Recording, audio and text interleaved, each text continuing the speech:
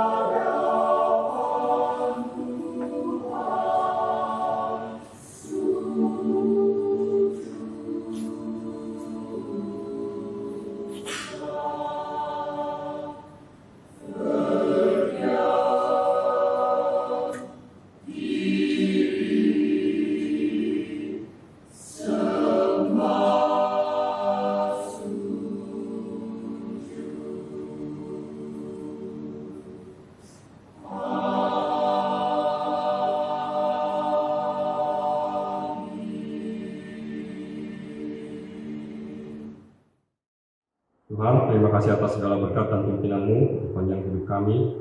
Sampai pada pagi hari ini kami masih Engkau berikan kesempatan untuk beribadah kepadamu walaupun secara online. Kami mengucap syukur atas pertolongan Tuhan atas kami di tengah masa pandemi COVID-19 ini, di mana atas penyertaan Tuhan saja kami dapat bertahan di masa-masa sulit ini. Tuhan pimpin setiap petugas pelayan ibadah agar apa yang sudah dipersiapkan dapat menjadi dupa yang harum dan menyenangkan hatimu. Kami memulai ibadah kami pada pagi hari ini. Tuhan curahkan Roh Kudus-Mu di setiap hati kami masing-masing, supaya kami siap untuk memuji, mendengarkan firman-Mu. Berkati ibadah kami dari awal, pertengahan hingga akhir, supaya segala sesuatu yang kami lakukan dalam ibadah ini dapat memuliakan nama-Mu saja. Dalam nama Tuhan Yesus kami berdoa dan bersyukur. Amin. Dan mengundang jemaat sekalian bangkit berdiri. Ibadah ini bisa berlangsung hanya karena kita percaya bahwa pertolongan kita adalah dalam nama Tuhan yang menjadikan langit dan bumi, yang kasih setianya tetap sampai selama-lamanya.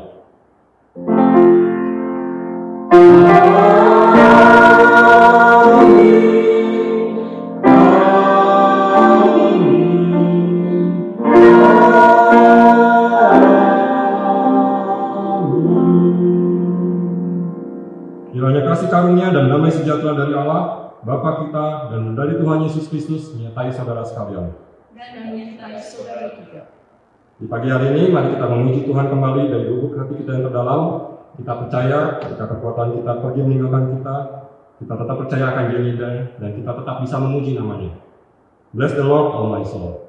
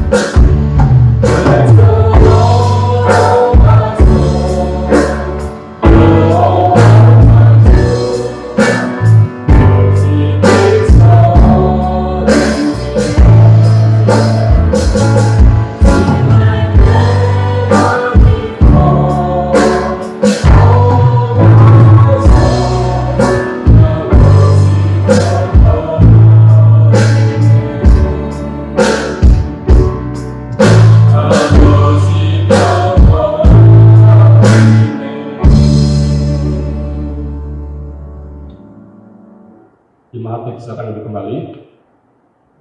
Hari ini tema ibadah kita adalah pemberitaan yang memuliakan Tuhan. Seperti apa pemberitaan yang memuliakan Tuhan ini akan dipaparkan dalam uraian firman Tuhan yang akan disampaikan oleh Pendeta Haji Sadar Mahmud. Nah, standar kita diambil dari Mazmur 46 ayat yang kedua. Allah itu bagi kita tempat perlindungan dan kekuatan, sebagai penolong dalam kesesakan sangat terbukti. Kita mempersiapkan diri memasuki doa pengakuan dosa. Kita percaya bahwa utang dosa kita telah lunas dibayar oleh darahnya yang kudus di Bukit Kalvari. Mari kita naikkan pujian KPPK 155, Ku Percaya di Bukit Kalvari.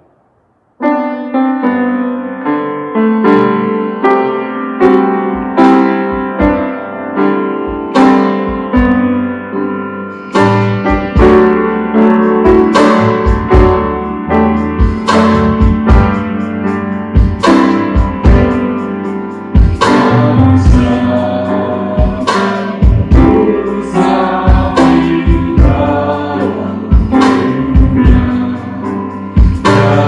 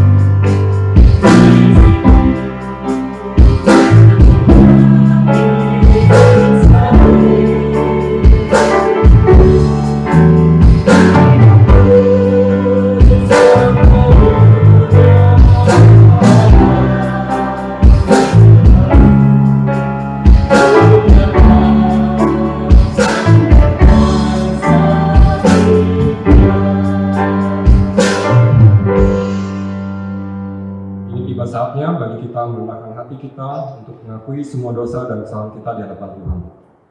Dipersilakan untuk masing-masing jemaat mengakui dosanya di hadapan Tuhan. Mari kita berdoa.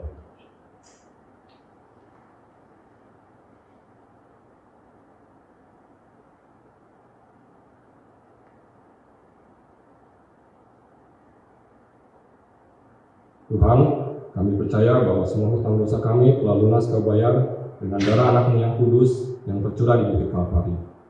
Namun kami sering mengecewakan-Mu karena kami masih juga sering terjebak jatuh dalam dosa dan pelanggaran kami lagi. Sering kami berpaling dari jalan-Mu yang kudus. Sekali lagi, ampuni kami Tuhan karena dosa dan penyimpangan kami ini. Dan berikan kami hikmat agar kami bisa selalu setia berjalan di jalan-Mu saja. Dalam nama Tuhan Yesus kami memohon dan berdoa. Amin. Ini dengarkanlah berita anugerah dari Tuhan yang diambil dari Yeremia 33 ayat yang ke-8. Aku akan mentahirkan mereka dari segala kesalahan yang mereka lakukan dengan berdosa terhadap aku. Dan aku akan mengampuni segala kesalahan yang mereka lakukan dengan berdosa dan dengan memberontak terhadap aku. Demikianlah berita anugerah dari Tuhan. Syukur kepadamu. Seringkali kita seperti perempuan Samaria yang mencari air untuk memuaskan dahaga fisik kita saja. Tetapi biarlah Tuhan memenuhi kita dengan air hidup dan roti surga untuk memuaskan dahaga rohani kita. Mari kita mempersiapkan diri untuk mendengarkan firman Tuhan dengan menaikkan pujian KPPK 272. Penuhi pialaku.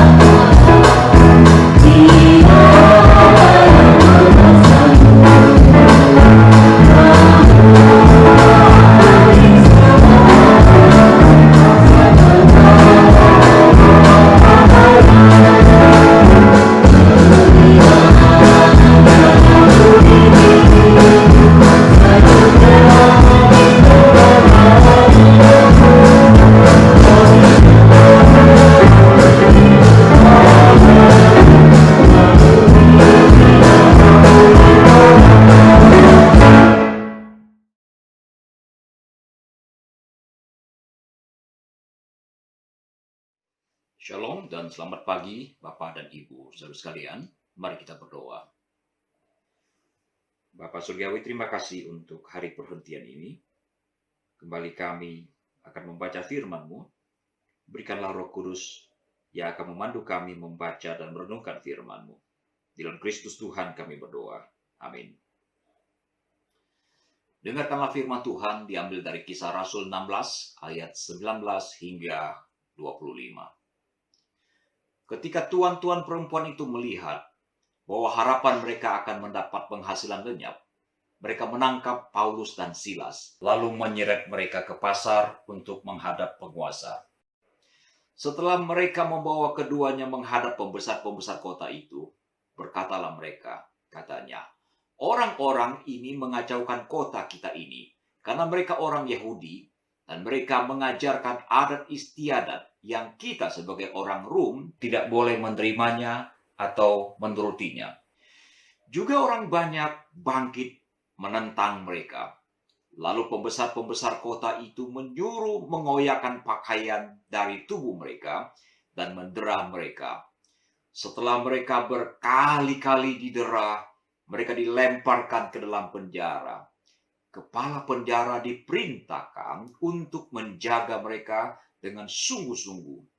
Sesuai dengan perintah itu, kepala penjara memasukkan mereka ke ruang penjara yang paling tengah dan membelenggu kaki mereka dalam pasungan yang kuat. Tetapi kira-kira tengah malam, Paulus dan Silas berdoa dan menyanyikan puji-pujian kepada Allah, dan orang-orang hukuman lain mendengarkan mereka. Demikianlah firman Tuhan. Berbahagialah setiap orang yang membaca, merenungkan, dan melakukan di dalam hidupnya. Haleluya.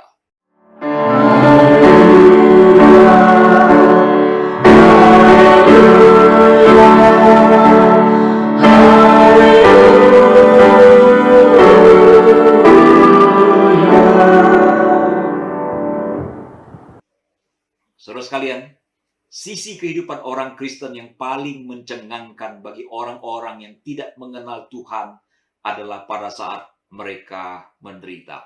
Mengapa demikian? Karena sifat dan karakter seseorang dapat dilihat, dapat dinilai dan saat ia menderita. Yesus Kristus, Allah yang mengambil rupa menjadi manusia, sangat menderita ketika berada di dunia ini. Dan puncaknya ketika ia disalibkan di Bukit Golgota.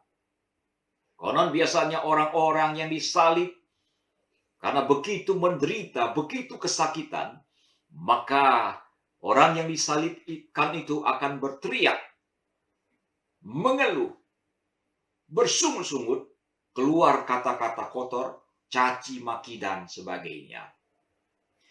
Akan tetapi berbeda dengan kebanyakan orang, di dalam penderitaan yang dahsyat itu, Yesus justru mengeluarkan kata-kata yang positif. Di dalam tekanan, di dalam penganiayaan, di dalam hinaan, dan di dalam menanggung hukuman yang begitu berat, justru keluar kata-kata indah dari mulut Tuhan Yesus Kristus. Di antaranya dia berkata, "Bapa, ampunilah mereka, karena mereka tidak tahu apa yang mereka perbuat." Sampai pada akhirnya, kepala prajurit berkata, "Sungguh, ia ini adalah anak Allah." Saudara, mari kita pelajari apa yang terjadi dengan Paulus dan Silas ketika mereka sedang berada di Filipi, saudara sekalian. Di dalam pembacaan tadi kita menemukan informasi bahwa mereka ditangkap. Ditangkap tentu menimbulkan ketegangan di dalam mental hamba-hamba Tuhan ini. Dan juga barangkali menimbulkan rasa malu.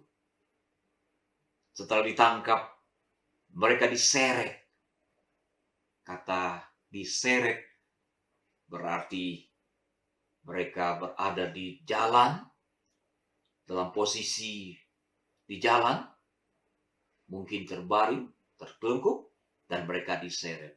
Ini sebuah gambaran yang menakutkan, saudara.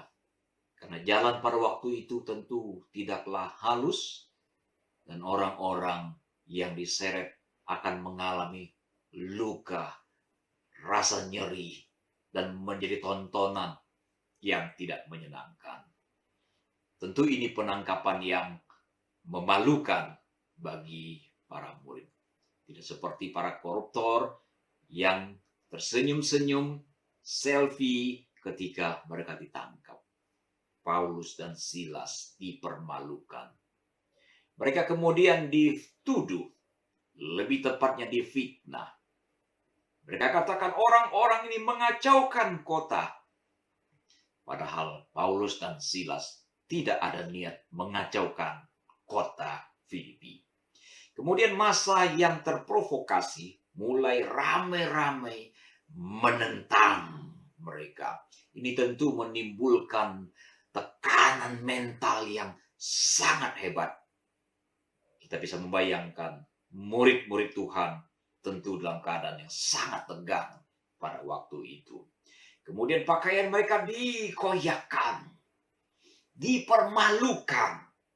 Lagi pula menurut penelitian yang saya lakukan, saudara, ketika Paulus dan Silas berada di kota Filipi, saat itu sedang musim dingin.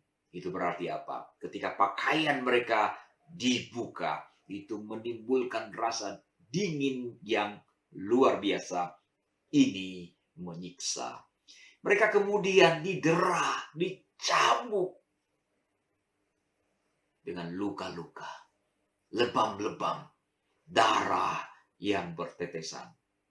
Dan kemudian setelah itu, mereka dilemparkan ke dalam penjara, ditaruh di tempat yang paling tengah. Itu berarti suplai oksigen yang kurang begitu mencukupi. Tangan dan kaki dipasung dengan kuat. Saudara sekalian, kalau saudara dan saya adalah Paulus dan Silas, apa yang akan kita lakukan pada saat-saat seperti itu? Mengeluh, mengadu-adu, atau paling tidak, ini waktu untuk beristirahatlah setelah kejadian yang menyakitkan itu. Tapi saudara tahu, Paulus dan Silas malah bernyanyi, malah berdoa pada tengah malam itu. Beberapa jam setelah mereka ditangkap. Jadi mereka berdoa, mereka memuji-muji Tuhan. Bukanlah setelah mereka berhari-hari atau berminggu-minggu bahkan berbulan-bulan di dalam penjara itu, saudara. Tidak.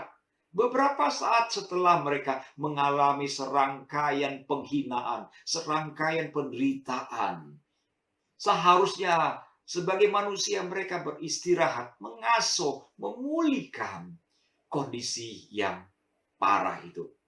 Tapi Alkitab mengatakan mereka berdoa. Mereka memuji Tuhan. Pada waktu itulah tahanan-tahanan yang lain mendengarkan mereka berdoa. Seharusnya para tahanan yang lain merasa terganggu. Sebab ini waktu bagi mereka untuk beristirahat. Tapi mereka mendengarkan. Mereka tercengang. Mendengar. Bahkan mungkin melihat sikap dua orang Kristen ini. Memuji Tuhan. Bersyukur. Berdoa. Di dalam penderitaan mereka. Terus kalian kita tahu bahwa setiap orang menderita. Meskipun dengan jenis dan kadar yang berbeda-beda. Semua orang menderita. Mengeluh juga tidak ada manfaatnya. Dan karena itu, jangan membuat penderitaan kita menjadi sia-sia ketika kita mengalami pergumulan dan penderitaan. Petrus berkata demikian di dalam suratnya. 1 Petrus 4 ayat 16. Tetapi jika ia menderita sebagai orang Kristen, maka janganlah ia malu. Melainkan hendaklah ia memuliakan Allah dalam nama Kristus itu. Jadi saudara, Petrus menyarankan ketika seseorang menderita adalah baik dia memuliakan Allah di dalam penderitaannya. Gitu. Bagaimana caranya memuliakan Allah di dalam penderitaan? Sikap kita ketika dalam pergumulan akan menentukan apakah nama Tuhan dipermuliakan atau tidak. Yang pertama adalah jangan bersungut-sungut kepada Allah. Tidak mengomeli Tuhan di dalam pergumulan dan penderitaan. Tidak menyerah, pantang menyerah, terus di dalam pergumulan itu bersama dengan Tuhan. Tidak juga mengeluh di sana, di sini secara berlebih-lebihan. Tidak juga mengibah-ibah, memohon belas kasihan orang lain supaya memberikan dukungan, memberikan segala sesuatu yang dibutuhkan. Secara positif adalah ketika kita tetap beriman kepada Tuhan di dalam pergumulan dan penderitaan kita.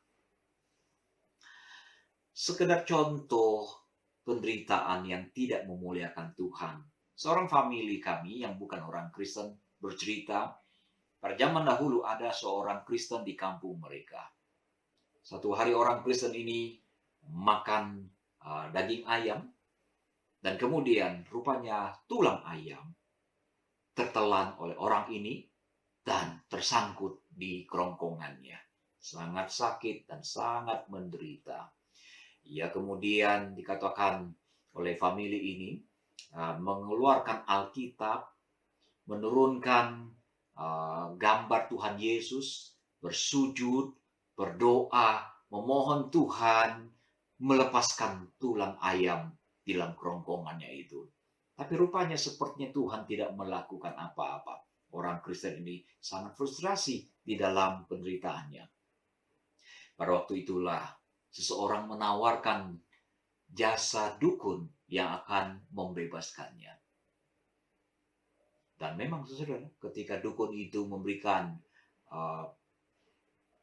pertolongan, konon katanya tulang ayam itu terlepas, dan sejak itulah orang Kristen ini mengutuki Tuhan.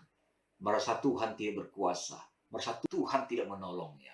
Justru dukun yang menolongnya. Orang ini membuang Alkitabnya ke sungai dan membuang gambar Yesus. Menderita dan tidak memuliakan nama Tuhan. Justru nama Tuhan dipandang rendah, paling tidak oleh famili kami tersebut. Saudara sekalian, orang-orang Kristen mula-mula memberikan contoh yang sangat baik. Walaupun mereka mengalami penderitaan, penganiayaan yang dahsyat sekali, mereka tetap beriman kepada Tuhan. Kota Roma selalu dikenang sebagai kota penganiayaan terhadap murid-murid Tuhan di awal berdirinya gereja di abad pertama. Kristen ditempatkan sebagai warga negara kelas yang paling rendah. Mereka dibenci secara mendalam oleh para elit kota Roma, saudara. Mereka tidak diberikan hak yang sama dengan warga yang lain. Selalu diperlakukan dengan keji dan kerap diperlakukan di luar batas kemanusiaan. Konon guna mengekang perkembangan kekristenan yang sangat berkembang pada waktu itu, berbagai aturan dibuat. Mulai dari aturan membatasi pergaulan sesama orang Kristen, larangan beribadah, hingga perampokan dan pembakaran hunian-hunian orang Kristen di kota Roma.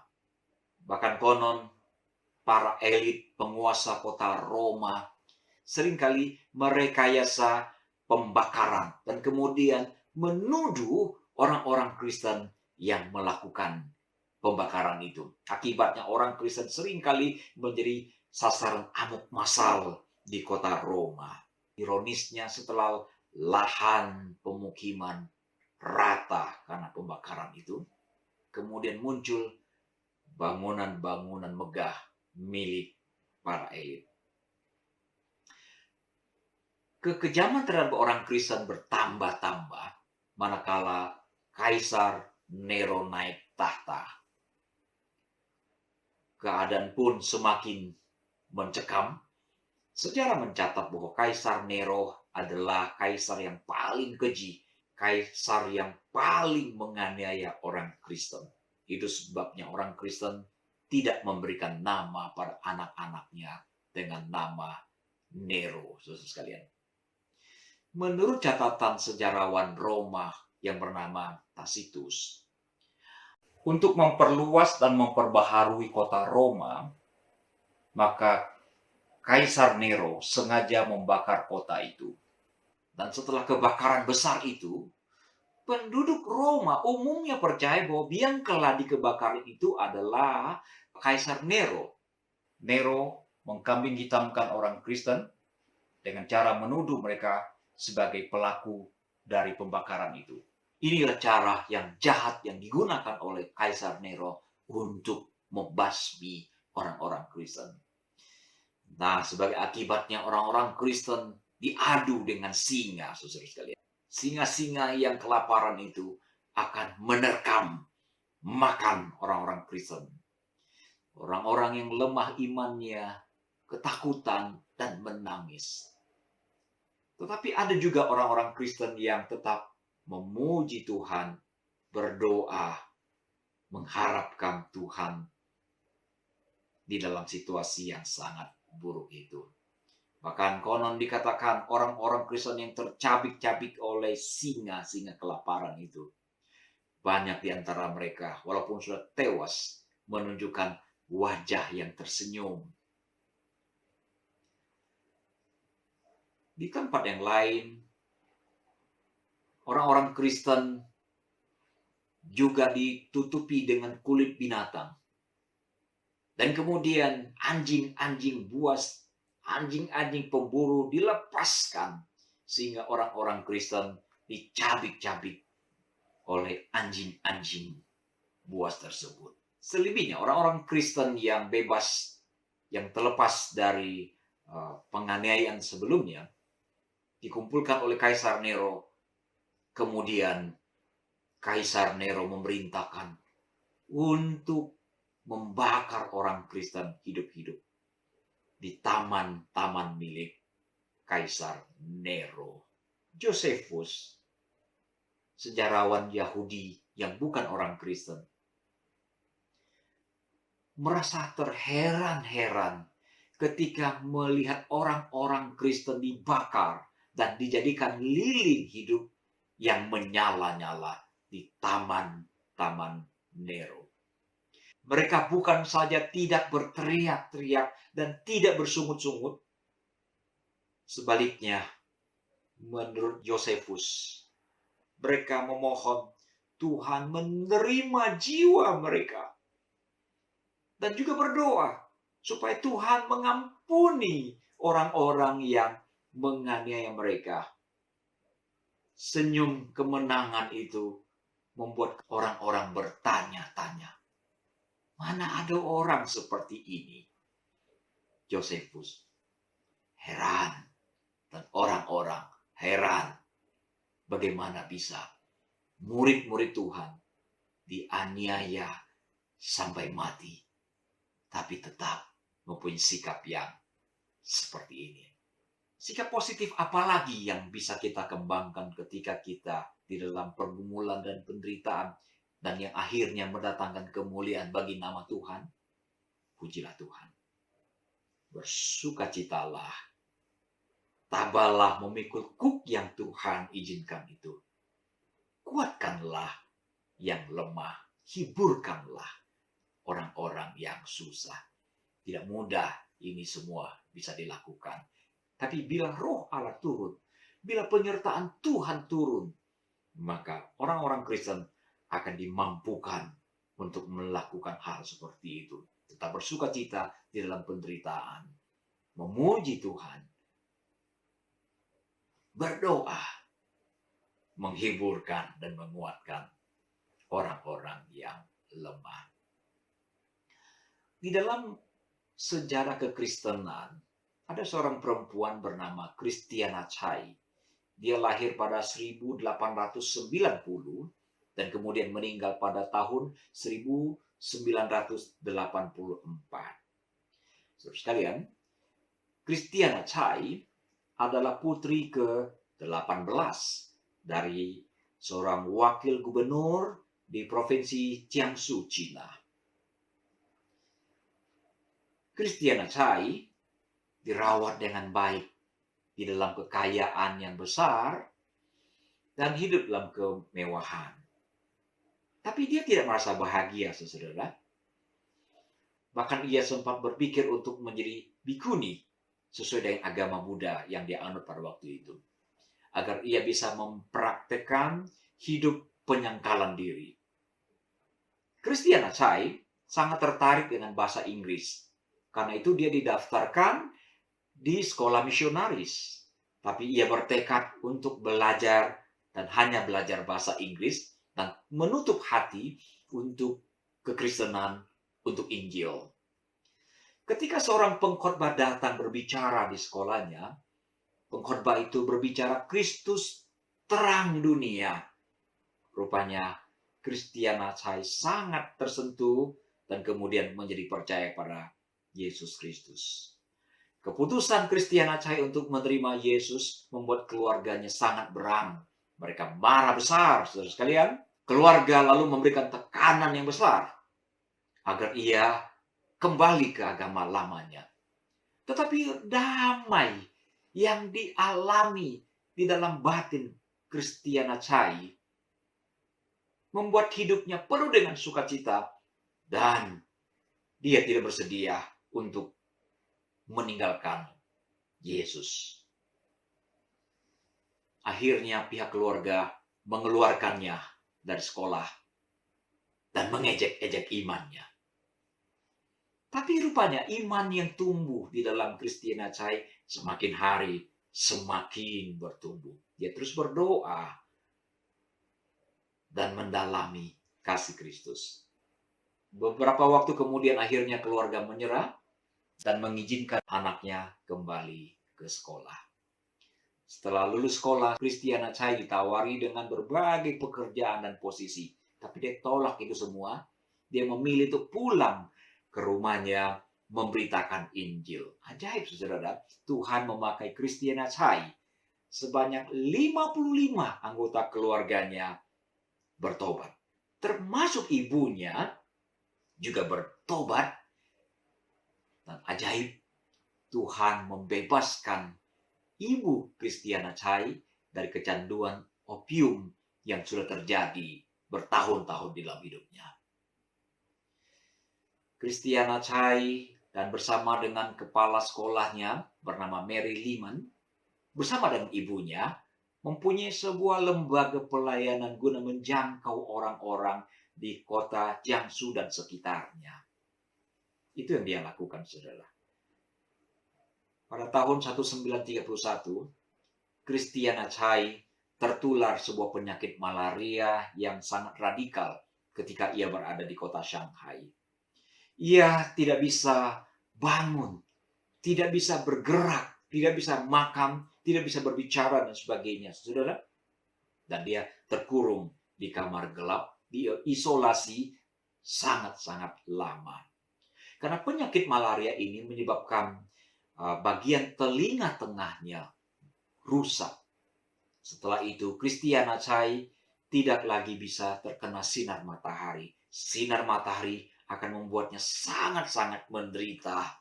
Itu sebabnya, saudara, dia harus tinggal di kamar gelap selama 53 tahun.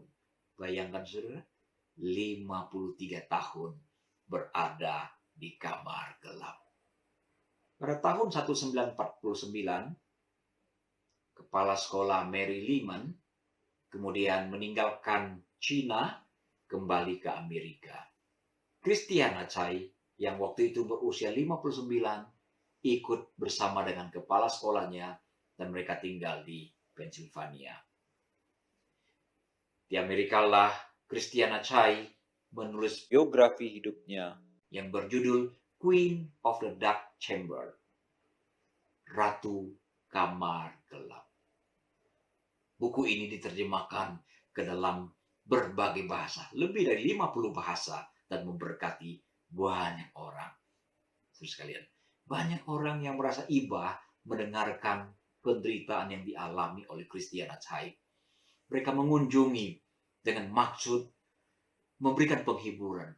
Tapi apa yang terjadi ketika orang-orang datang bermaksud memberikan penghiburan? Justru orang-orang yang datang bermaksud menghibur, dihibur oleh Christiana Chai. Keajaiban yang terjadi, saudara sekalian. Saudara sekalian, ketika kita sedang menghadapi pergumulan, penderitaan, nama Tuhan akan dipermuliakan. Apabila kita mampu menunjukkan sikap Kristiani yang sejati. Ada banyak sikap positif sebagai orang Kristen yang sejati. Di antaranya, saudara, ketika orang Kristen dianiaya, kita tidak menuntut balas, kita mengampuni, dan lebih lanjut bahkan kita mengasihi orang-orang yang menganiaya kita. Pada tanggal 11 Januari 1956, 5 misionaris muda Amerika yang melayani di Ekuador dibunuh oleh masyarakat lokal. Para misionaris ini mempunyai hati yang sangat-sangat mulia. Mereka hanya mempunyai waktu yang sangat-sangat singkat di lokasi itu, saudara. sebelum mereka tewas terbunuh. Menurut catatan, sebetulnya Jim Elliot, salah satu korban di antara para misionaris itu, mempunyai sebuah pistol. Tapi ajaib, karena kasih Kristus, Jim Elliot tidak menggunakan pistol yang ada di pinggangnya untuk membunuh 6 orang suku Waodani yang datang menyerang mereka membabi buta. Berpuluh-puluh tahun kemudian, Steve Zane, putra dari salah satu korban, ayahnya bernama Ned Zane, menulis sebuah buku yang berjudul End of Spear. Buku ini bercerita tentang riwayat hidup sang ayah dan dampak yang muncul setelah kematian ayahnya.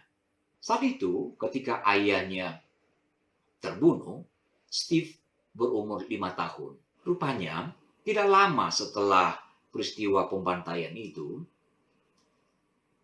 seorang janda dari misionaris dan seorang wanita yang lain lagi yang adalah bibi dari Steve kembali lagi ke tempat yang sama untuk memberitakan Injil bertahun-tahun di sana.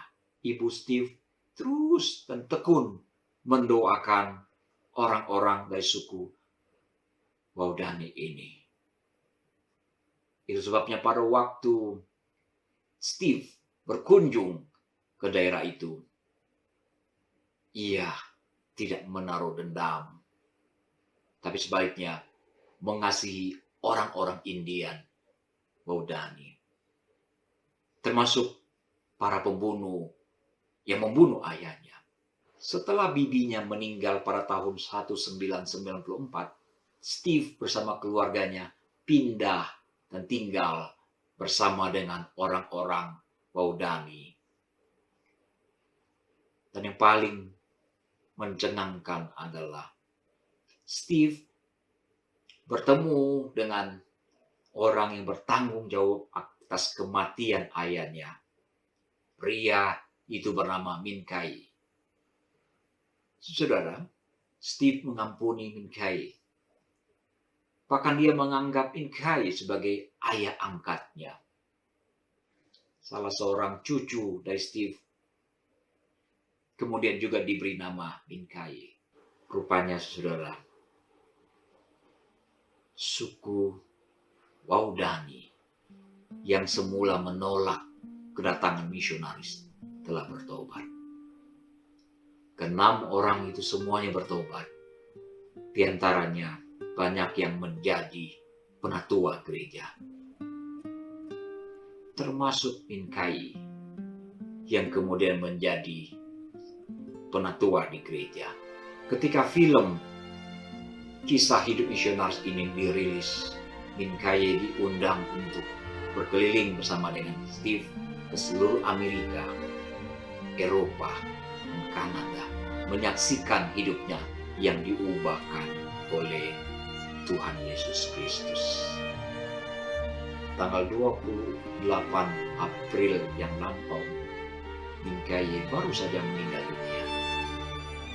Dan itu menimbulkan kedukaan yang mendalam bagi Steve. Saudara, inilah sikap positif yang dikembangkan oleh keluarga para misionaris yang terbantai di Ekuador berpuluh-puluh tahun yang lampau. Dan sikap ini telah menimbulkan dampak yang luar biasa bagi pekerjaan pemberitaan Injil. Saudara sekalian, ketika kita menderita, apa kata orang-orang di seputar kita? Aduh, kasihan amat orang ini. Tidak berguna kata-kata ini. Lebih mulia ketika orang berkata, luar biasa. Kok bisa begitu ya? Terus sekalian, jika saudara sedang menderita, janganlah buat penderitaan itu sia-sia. Sebaliknya, muliakanlah Tuhan di dalam penderitaan yang sedang alami. Tuhan memberkati saudara sekalian. Mari berdoa. Kami bersyukur mempunyai Tuhan yang luar biasa.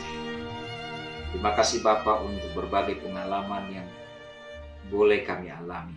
Kami juga bersyukur mendengarkan begitu banyak kesaksian orang-orang Kristen yang saleh, yang mengalami pergumulan, tapi terus beriman, berharap pada Tuhan, memuji-muji Tuhan. Terpujilah Engkau ya Tuhan. Berkatilah setiap orang yang telah mendengarkan firman Tuhan. Biarlah Tuhan, kami belajar untuk mempermuliakan Tuhan di dalam setiap sisi kehidupan kami, termasuk di dalam pergumulan dan penderitaan kami. Di dalam Kristus Tuhan kami memohon. Amin. Saya mengundang jemaat sekalian bangkit berdiri. Kita akan menyatakan iman kita bersama dengan umat Allah di masa lalu, masa kini dan masa depan seturut dengan pengakuan iman rasuli yang berbunyi demikian. Aku percaya kepada Allah, Bapa yang Maha Kuasa, Khalik langit dan bumi, dan kepada Yesus Kristus, Anak yang tunggal Tuhan kita, yang dikandung daripada Roh Kudus, lahir dari anak darah Maria, yang menderita sengsara di bawah pemerintahan Pontius Pilatus, disalibkan, mati dan dikuburkan, turun ke dalam kerajaan maut. Pada hari yang ketiga, bangkit pula dari antara mati, naik ke surga, duduk di sebelah kanan Allah, Bapa yang Maha Kuasa. Dan dari sana ia akan datang untuk menghakimi orang yang hidup dan yang mati. Aku percaya kepada Roh Kudus, gereja yang kudus dan am, persekutuan orang kudus, pengampunan dosa, kebangkitan orang mati, dan hidup yang kekal. Amin. Jemaat dipersilakan duduk kembali. Ini tiba saatnya kita memberikan korban syukur kita kepada Tuhan. Jemaat dapat memberikan persembahan dengan memasukkannya ke dalam amplop. Tulis tanggal ibadah kita pada hari ini. Setelah kita dapat berkumpul kembali di gedung gereja, jemaat dapat menyetorkan amplop ini kepada gereja. Atau bila jemaat ingin mentransfer persembahannya, jemaat bisa mentransfernya ke rekening gereja yang tertera di layar, atau menggunakan QRIS yang bisa dibayarkan melalui berbagai aplikasi seperti M-Banking, GoPay, OVO, Dana, Link Aja, dan lain-lain. Nah, pengantar persembahan kita diambil dari 2 Korintus 8 ayat 12. Sebab jika kamu rela untuk memberi, maka pemberianmu akan diterima. Kalau pemberianmu itu berdasarkan apa yang ada padamu, bukan berdasarkan apa yang tidak ada padamu. Sebelumnya, mari kita berdoa.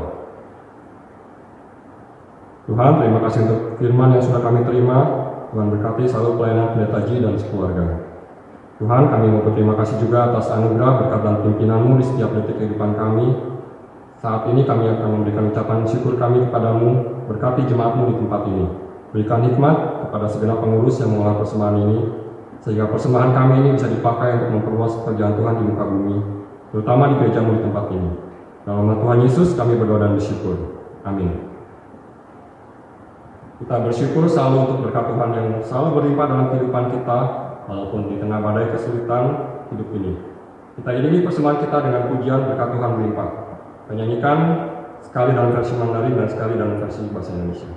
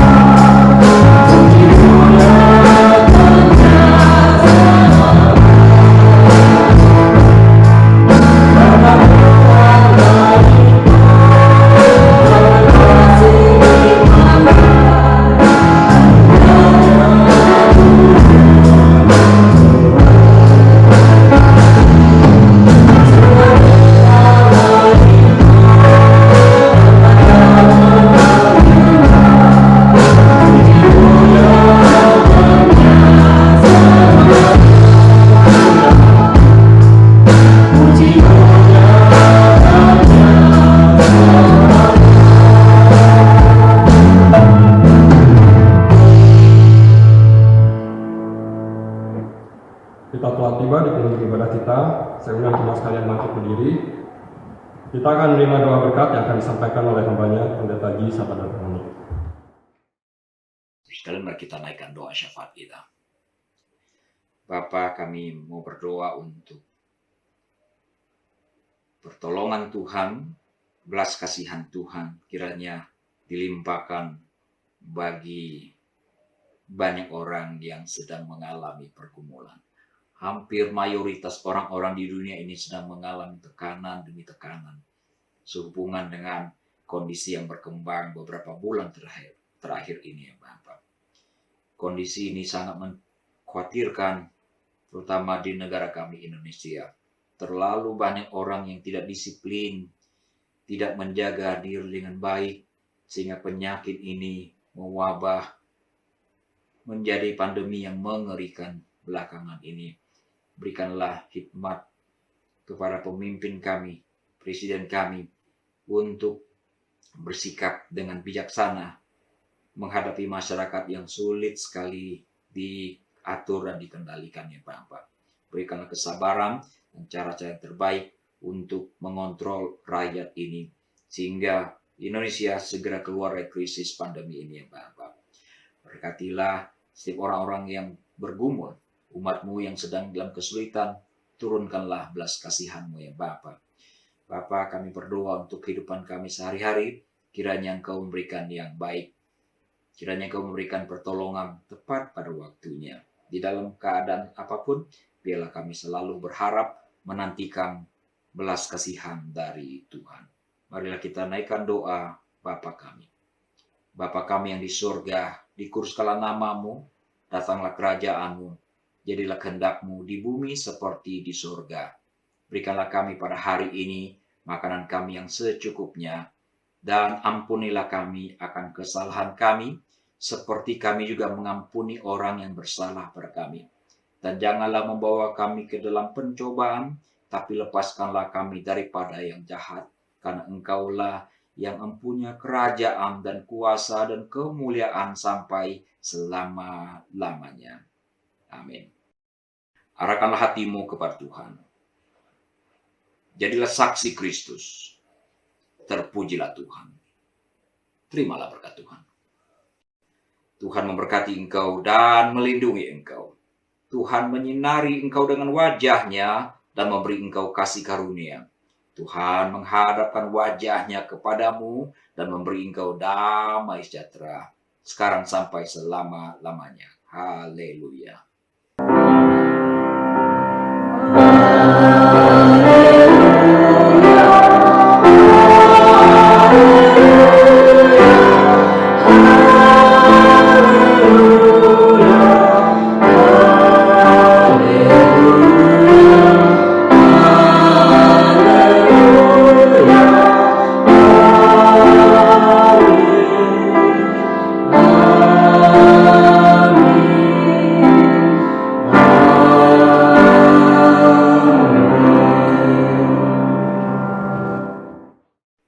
Ibadah kita telah selesai. Silakan duduk kembali. Tuhan Yesus tetap menjaga, melindungi, memberkati saudara-saudara sekalian. Puji nama Tuhan, sampai hari ini kita tetap di dalam pemeliharaan dan berkat-Nya. Sekalipun sama-sama kita menderita, sama-sama mengalami tekanan, biarlah kita selalu menantikan Tuhan, memuliakan Tuhan di dalam sepanjang hidup kita. Tetaplah bersemangat, lakukanlah apa yang harus kita lakukan, dan jangan lakukan apa yang tidak boleh dan tidak patut kita lakukan. Tuhan pasti memberkati saudara sekalian. Amin.